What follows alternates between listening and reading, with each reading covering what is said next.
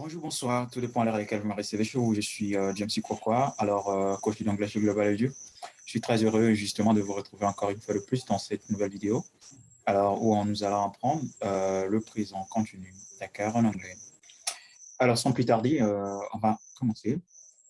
Alors, donc, comme je le disais, qu'aujourd'hui, nous allons apprendre le présent continu des verbes ordinaires, d'accord. Alors, comme d'habitude, lorsqu'on apprend un en anglais, il y a des questions, comme je l'ai dit, fondamentales, sur lesquelles on doit apporter justement des réponses adéquates et tout.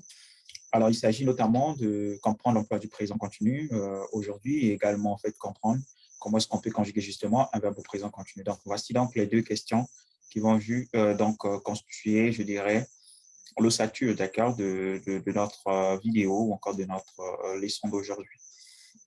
Alors, sans plus tarder, on va commencer justement avec l'emploi du présent continu. Alors, déjà, au niveau de la structure du présent continu, il faut savoir que le présent continu se forme justement avec l'auxiliaire être, d'accord? Donc, nous avons d'abord le sujet, puisque l'auxiliaire est au présent simple. Ensuite, nous avons le verbe à la forme gérondive, c'est-à-dire la forme ing. Alors, voici donc quelques phrases pour expliquer un peu ce que je viens de dire tout à l'heure. Nous avons par exemple, I am eating with my friends at home. Alors, nous avons la présence de l'auxiliaire être, d'accord, qui est au présent simple, plus le verbe, voilà, to eat, qui est à la forme gérondive avec ing. OK, we are praying now. OK, perfect. Alors, l'emploi du présent continu. Alors, il faut dire qu'on utilise le présent continu pour parler de quelque chose qui a déjà commencé, d'accord, qu'on n'a pas encore achevé. Alors, exemple, she's playing piano. OK, don't disturb me, I'm reading my lessons. OK. They are eating to Peter's party. OK? They are eating to Peter's party. OK? Donc, toutes ces phrases-là, justement, sont au présent continu. Alors, ça, c'était la première règle. On va également employer le présent continu lorsqu'on veut parler de quelque chose qu'on a commencé, mais pas forcément achevé et tout, et que nous ne sommes pas en train de faire justement à l'instant T. Ça veut tout simplement dire quoi? Alors, vous allez remarquer, il arrive que vous êtes en train de préparer, d'accord, et vous stoppez parce que vous partez justement, acheter quelque chose et tout. Et donc, du coup, vous avez fait une petite pause, d'accord, mais après, vous allez justement reprendre l'action. Donc, vous avez commencé une action que vous n'avez pas encore achevée, d'accord. Alors, dans ce contexte-là également, on utilise le présent continu. Voilà.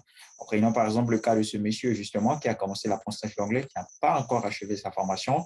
Et du coup, le fait que ça soit une action continue, d'accord, c'est ce genre de situation, justement, font appel à ce qu'on appelle le présent continu, d'accord.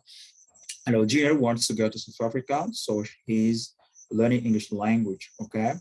I'm reading on English level, so that's great.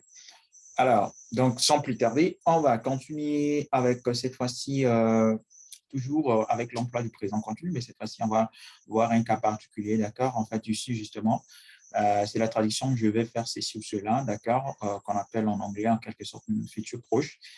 Donc, qui va se formuler justement avec going to, d'accord, mais toujours avec la présence de l'auxiliaire être présent simple, bien sûr. Donc, par exemple, Don is going to work hard today. Alors, Don va travailler aujourd'hui, travail dur aujourd'hui. Alors, are you traveling tomorrow? Voilà, c'est quelque chose qu'on a déjà planifié, c'est quelque chose qui est proche et tout. I'm reading. I'm sorry, I'm going to meet my friend tomorrow. Okay. Alors, he's going to invite me to her wedding. Okay. Alors, I'm going to pray. Alors ici, en fait, ça veut tout simplement dire quoi? Justement, lorsque vous voulez traduire, par exemple, je vais faire ceci ou cela en anglais, voici donc l'expression qu'on utilise. Par exemple, je vais dire, je vais me laver, I'm going to wash myself. Je vais parler, I'm going to speak. Je vais danser, I'm going to dance, d'accord?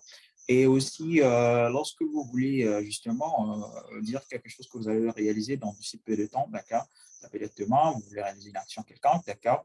Alors, voici donc le temps que vous devez utiliser. Alors, parfait. Alors, voilà, on va aussi utiliser le présent continu justement lorsqu'on veut parler d'un changement. D'accord? Je prends l'exemple là.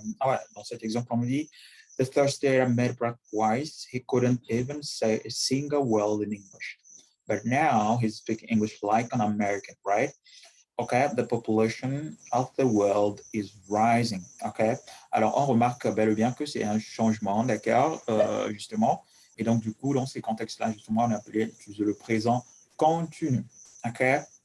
Par exemple, oh, you are becoming intelligent. OK, you become intelligent. OK, alors, merci beaucoup. Alors, en fait, justement, pour l'emploi, pour la conjugaison, c'est très simple. Voilà pourquoi je ne fais pas vraiment mis l'accent dessus, parce que justement, vous avez juste besoin de conjuguer l'auxiliaire être au présent simple. Ensuite, vous ajoutez le verbe avec un ing. Si c'est la négation, vous mettez l'auxiliaire être à la forme négative. Ensuite, plus le verbe avec ing. Thank you so much, guys, for watching. See you.